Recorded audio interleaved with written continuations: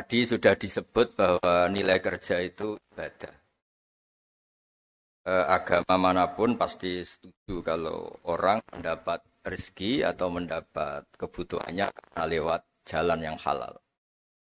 Jalan yang halal itu biasanya pilihannya itu ya kerja terus mungkin warisan, terus hibah.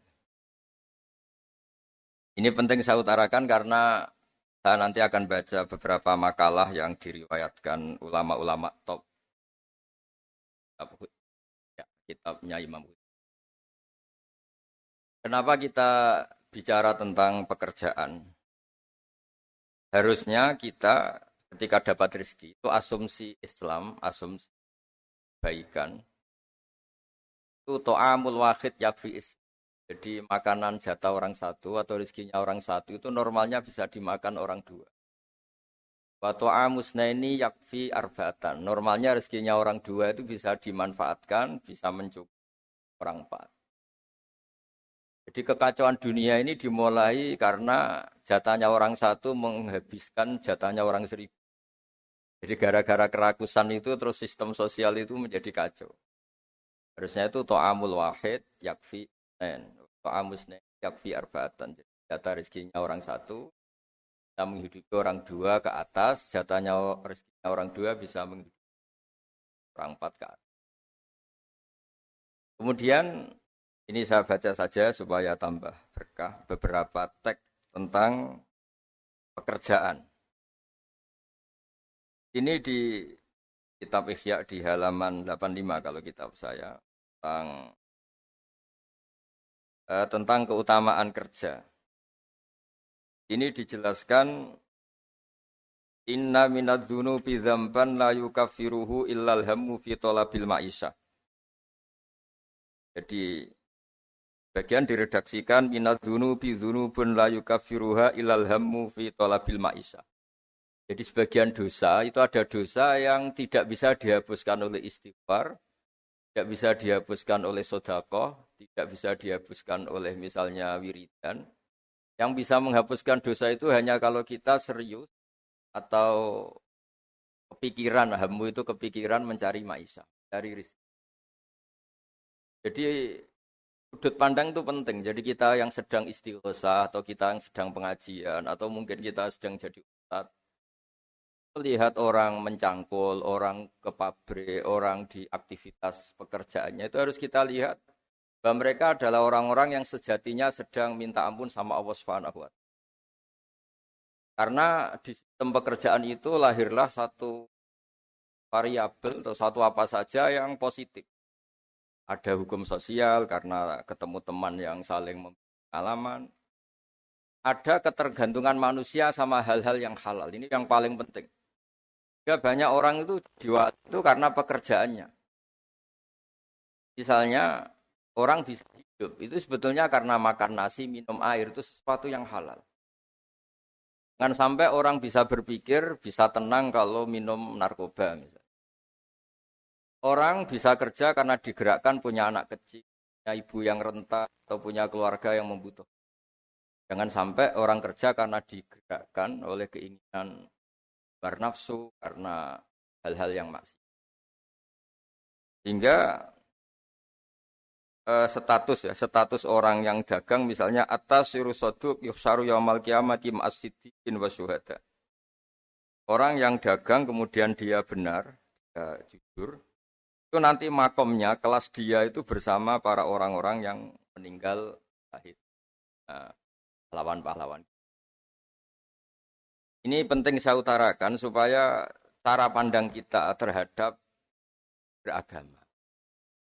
Jangan sampai misalnya kita beragama terus kemudian melihat yang ibadah itu yang datang ke masjid.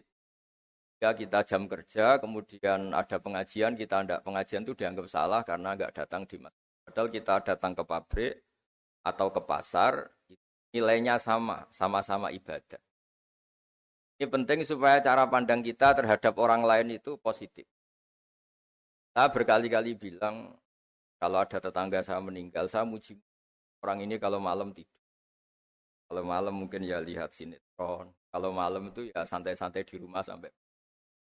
Kalau kita pakai sudut pandang maksimal, yang dikatakan taat itu tahajud, dan maka orang ini tidak masuk kategori taat. Tapi kalau kita kembali ke definisi takwa, takwa itu meninggalkan hal-hal yang dilarang Allah Ta'ala. Orang ini akan kelihatan berprestasi karena saat di rumah dia berarti tidak melakukan hal-hal yang kriminal, tidak mencuri, tidak mengganggu orang lain, tidak menjadikan kegaduhan di patan atau di jalan.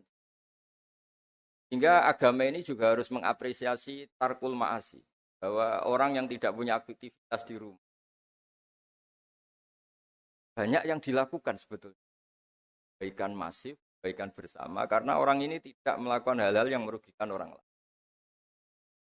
Ya, saya berkali-kali bilang kalau saya jadi kiai, jadi orang baik, kalau ada orang yang dermawan, ngasih sesuatu ke kita, ya kita senang karena kebaikan itu diapresiasi. Misalnya ada tadi cerita menakar dapat apresiasi, dapat penghargaan. Ya kita senang karena itu.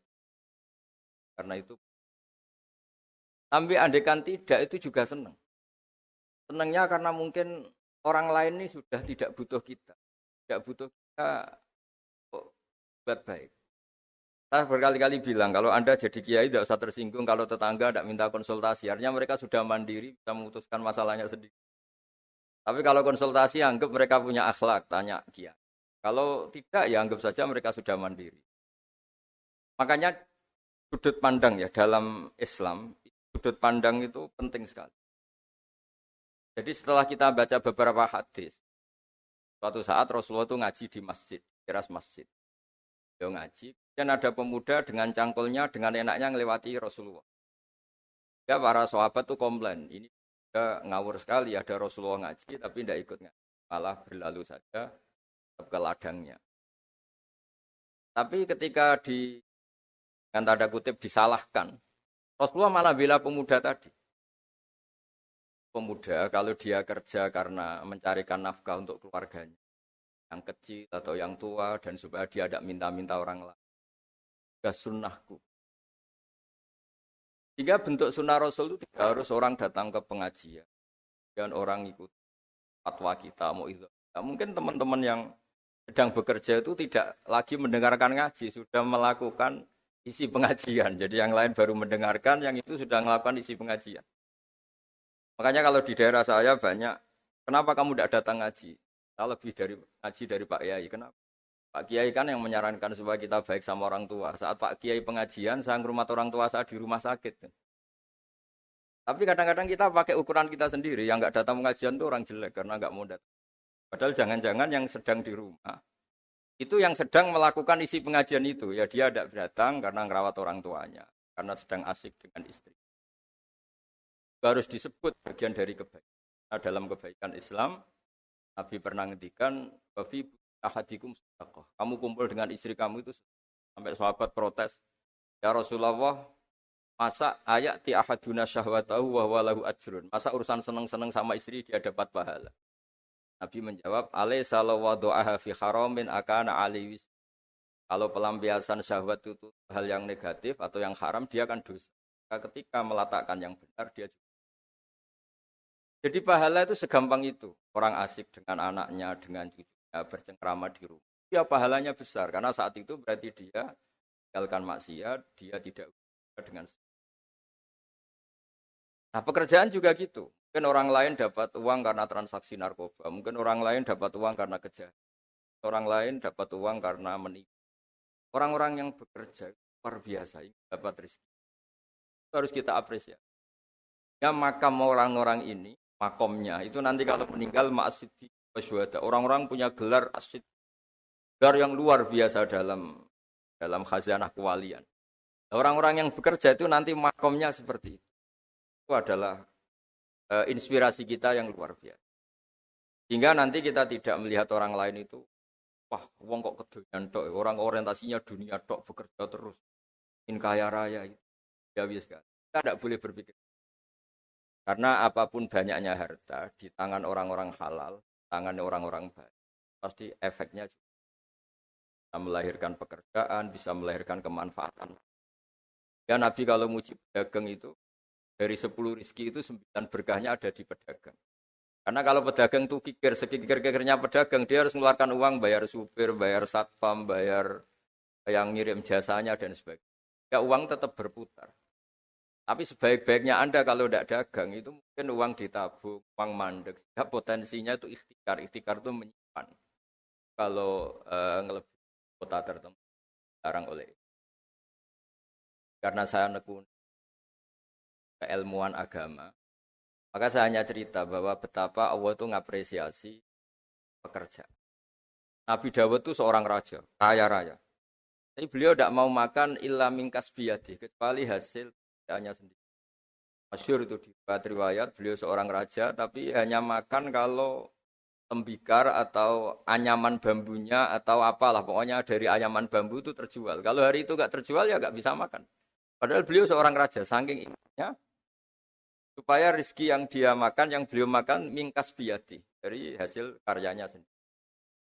Banyak kiai-kiai guru kita yang secara lahir kaya, tapi yang untuk pondok, yang untuk dirinya itu sekadarnya.